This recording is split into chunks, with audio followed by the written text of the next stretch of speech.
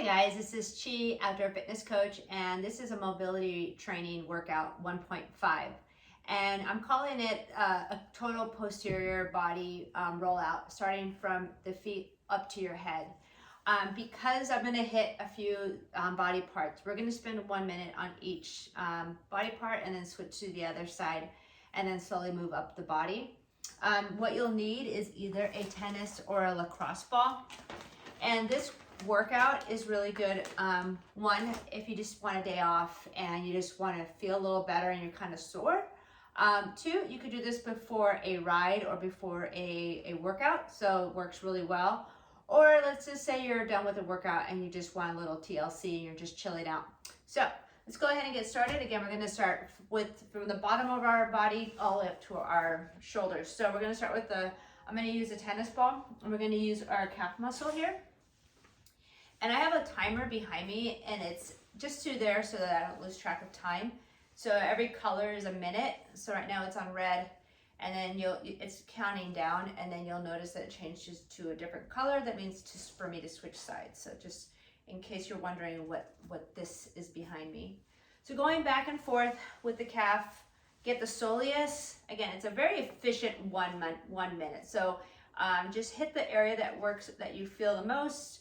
Remember to articulate the ankle as well if you find a spot, especially that's tight. Kind of sometimes going back and forth.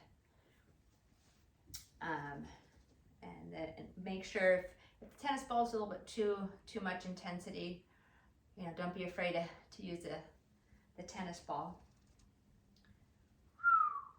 So getting in there. All right, so there you go. Let's go ahead and switch to the other side. You may find that one side is a little easier than the other.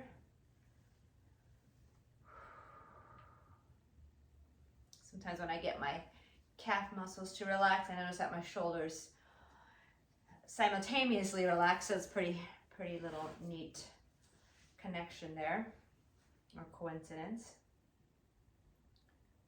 All right, so going up and down, working through any tight knots. And just giving a little love to the soleus, the bottom half of what we call our calf muscle.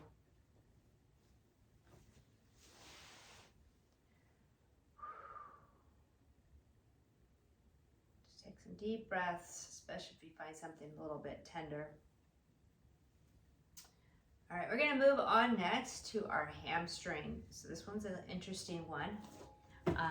Important to have a hard surface and a hard ball. I'm going to start closer to my sit bone, kind of have a seat, wiggle back and forth till you find it. So last time I was showing you how to do the hamstring, I was on a chair and I was able to extend the leg and kind of pull. So if you're on a chair or if you want to move to a chair, you can.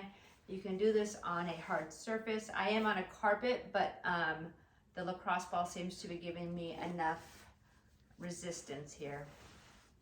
The shorts are definitely pulling on it as well though, so. All right, going back and forth. Definitely a harder muscle to find with the ball.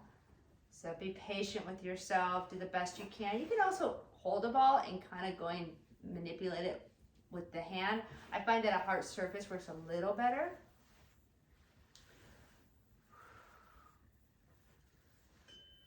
Okay, there's my cue to switch. So going to the other side.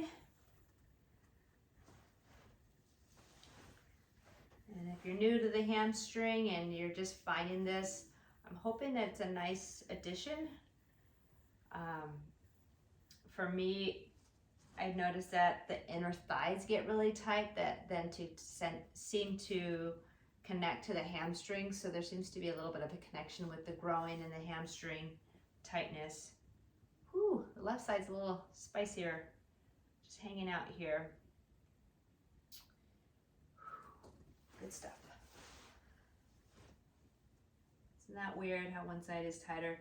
Definitely relates to your lead leg if you're a mountain biker or just doing long descents.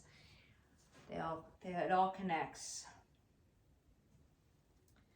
All right, we're gonna get ready. Take another deep breath. We're gonna move over to the glutes. All right, let's go. So onto the right side.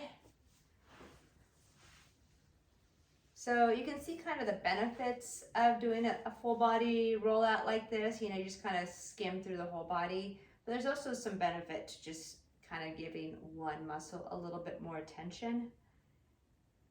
So if you find that I'm going too fast, feel free to pause this and go at your pace.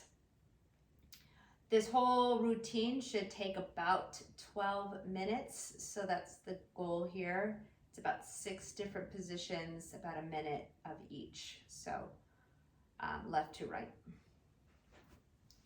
All right, so with the glute, making sure you're kind of going up and down just a little bit. We're just kind of getting the medius and the minimus here, and allowing that knee to drop once you relax the muscles.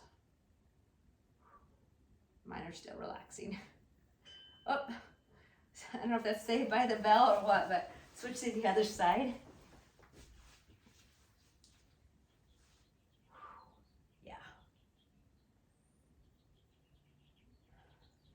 So these exercises that we've been doing are definitely getting more into the hip and really engaging those glute muscles.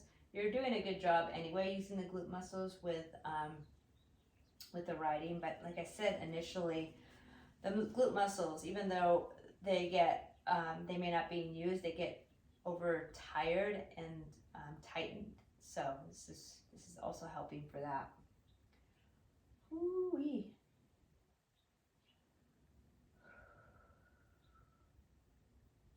It's also a good time to check in, see how you're feeling.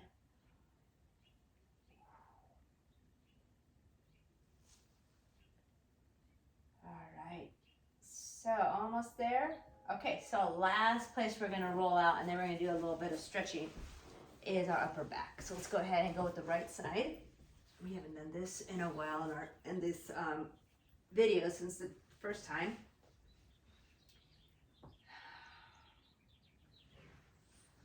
So just kind of wiggling, finding that spot between your shoulder blade and your spine. Get your snow angel action going. So turn your palm once you get to about your shoulder height and then keep going up if you can. Another trick is going across our body. Ooh, yeah.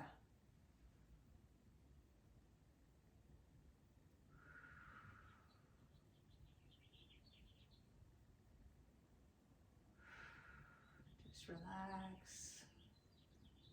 Relax your face. Okay, that's my cue to switch to the other side.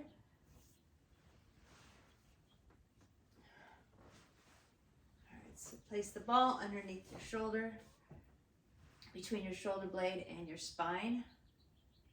Everything on the left side seems to be a lot more intense today. This one seems definitely tender.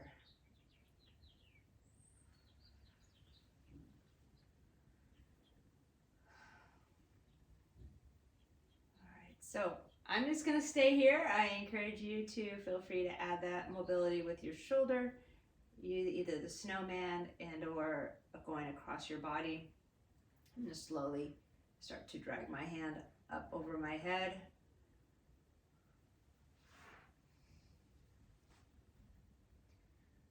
Oh yeah. So hopefully you're finding some relief and some tension release. Okay, that's the rollout. So now we're gonna go into cat-cow, and we're doing this one time. So we're gonna do a minute of each. So breathe in, breathe out.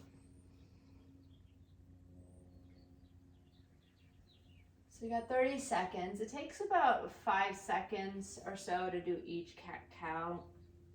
So you really have a lot of time to explore. You can make it into a 10-second cat-cow.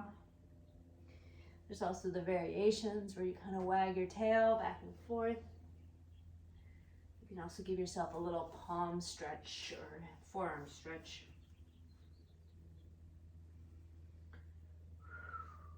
Let's take one more breath here.